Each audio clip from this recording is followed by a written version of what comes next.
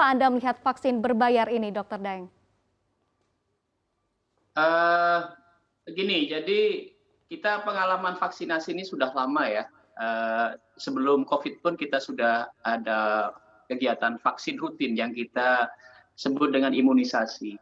Sebenarnya kalau dari pengalaman, vaksin itu memang dari dulu ada dua cara. Ada yang memang vaksin program pemerintah yang digratiskan. Misalnya seperti BCG, seperti campak, polio, DPT, tetanus ya.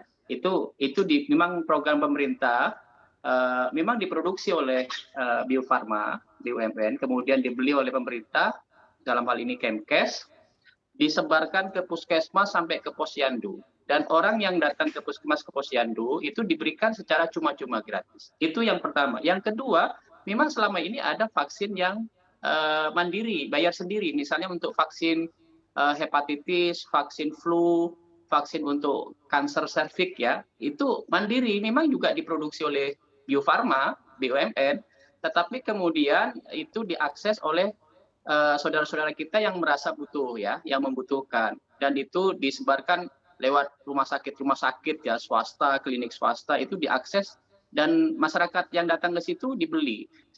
Sehingga kalau saya divaksin vaksin COVID ini, saya kira tidak masalah, ada dua opsi begitu, asal masing-masing opsi itu segmennya diatur.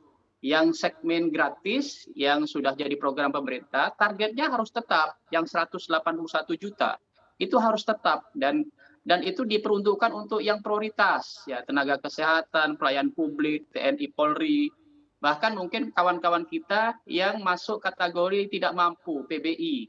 Nah, untuk yang mandiri, COVID mandiri ini sebaiknya memang segmennya harus khusus, yaitu orang-orang yang misalnya WNA ya, dari luar negeri, itu silakan ditaruh di segmen yang berbayar, atau orang-orang yang mampu, yang kaya ya, silakan dia segmennya berbayar. Kan masa sih orang-orang kaya, orang mampu masih nunggu vaksin gratis dari pemerintah? Ya, ini saatnya mungkin kita gotong royong, yang mampu, yang kaya, itu membantu meringankan pemerintah, ya, tidak usah menunggu yang gratis gitu. Jadi pakailah yang berbayar. Kalau opsi ini dijaga, betul-betul dijaga, segmennya beda, tempat pelayanannya juga beda ya. Kalau yang program pemerintah misalnya sudah ditentukan di rumah sakit pemerintah, puskesmas dan lain-lain. Segmen yang berbayar nih misalnya di klinik-klinik swasta, semuanya dibuka klinik swasta.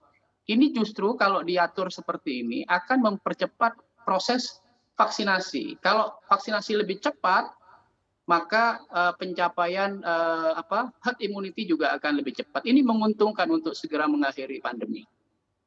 Baik, namun Dr. Daeng, bukankah kalau memang lebih banyak orang yang divaksinasi dengan adanya vaksinasi berbayar ini akan semakin lebih cepat lagi kita mempunyai yang namanya herd immunity?